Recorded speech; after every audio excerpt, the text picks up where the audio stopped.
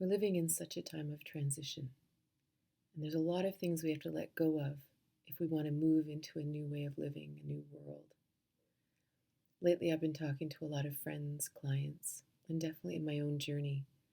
And one of these huge shifts is our attachment to the opinions of others, how to let that go. And it's really important that it isn't about letting go of the people, although that may be happening in the sorting that's happening.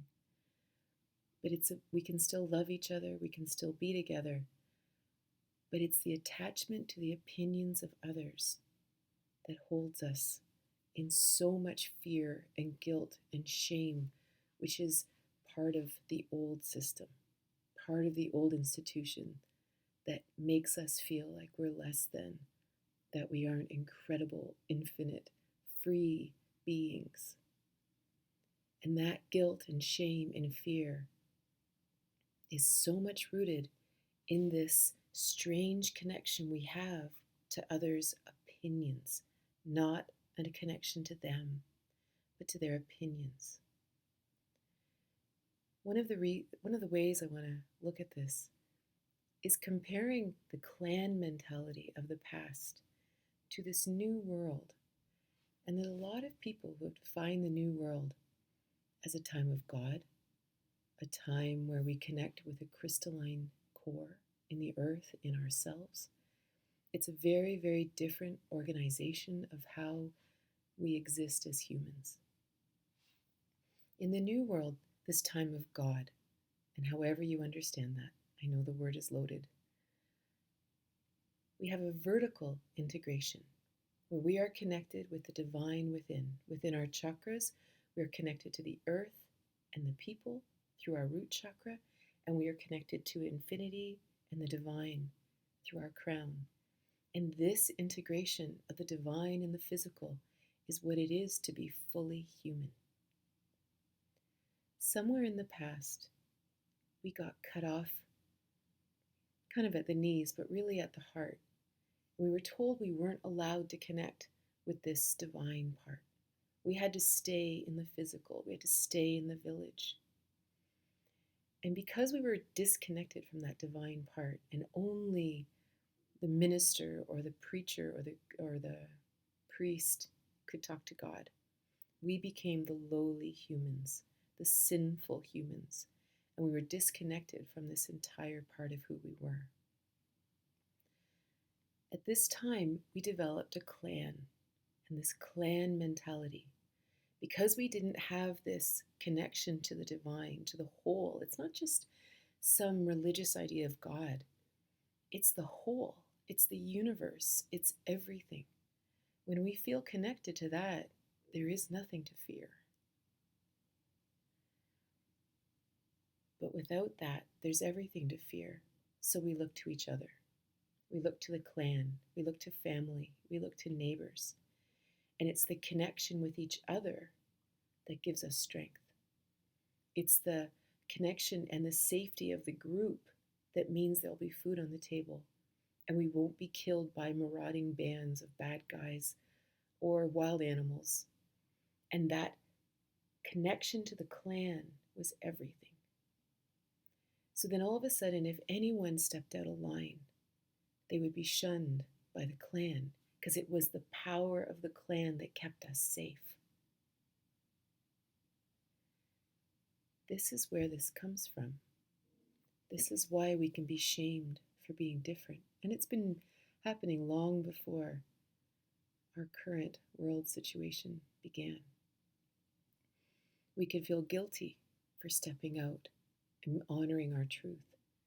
The people who did access their divine truth and power, well, we know what happened to them. They were either burned at the stake for being a witch, or maybe they were killed, like Galileo and many, many other great thinkers. So stepping out and honoring our full human divinity and physical being. There's a lot of fear around that. Horizontally, to each other, the chance of being crucified was pretty high. But now we live in a new time. It's 2020. And we're being asked to step into this new time. And we have to cut ties with all those ideas that keep us caught in shame and fear and guilt and pride and all these. And one of the first steps we have to take is disconnecting from the opinions of the clan and reconnecting here. This is our true birthright. This is who we really are as humans. It's those gut instincts. It's listening to our intuition. It's knowing that we know something, right? These things have been sort of beaten out of us. The opinions of others is a very strange thing to be attached to. Who has the right to judge you? If you imagine looking around, really, we're all like grade 2 kids in the schoolyard. No one of us knows more than another. Why does that kid over there have the right to have an opinion about you?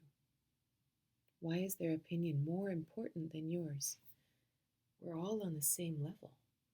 There is no hierarchy except those that put themselves there, right? Again, that's an old world that's already died. So when we look at each other as equals, and we expect each of us to honor this beautiful truth, this beautiful divine physical reality that each of us are, then we can hang out like kids in the schoolyard again. We don't have to bully each other. We don't have to be better than each other. There are no popular kids. There are no losers. Everybody's just honestly living their birthright. This is where we're going. One of the most beautiful things that I've experienced since this whole pandemic has begun is as I honor my truth, which I think I've been being trained for a long, long time, as the attachment to the institutions have fallen one by one over the last 30 years at least. I keep finding other people who are integrated this way, and we sit with each other in groups and we talk, and it's so interesting to experience people who have their own vertical integration. And we're not gathering because we're friends. We're gathering because we know a truth. And we sit and we feel closer than we ever felt before in this strange horizontal clan connection. Because we all stand as whole beings. And we're gathering because we want to be together as these whole beings. And we listen intently to each other's truths and opinions. It's fascinating. It's a whole new world. And I really wanted to share this because I think in the last 3 days, I've had at least 4 or 5 people. And again, this is a huge part of my journey because I've been a people pleaser my whole life and a peacekeeper. But this is a huge pattern going on right now. This need to truly look at each other and say, I'm cool with whatever your journey is, but this is mine. It's okay that you can think anything you want. And we detach from this old clan-based fear mentality that doesn't allow for this full integration. And we trust our own connection. And then we see what an amazing world we're stepping into.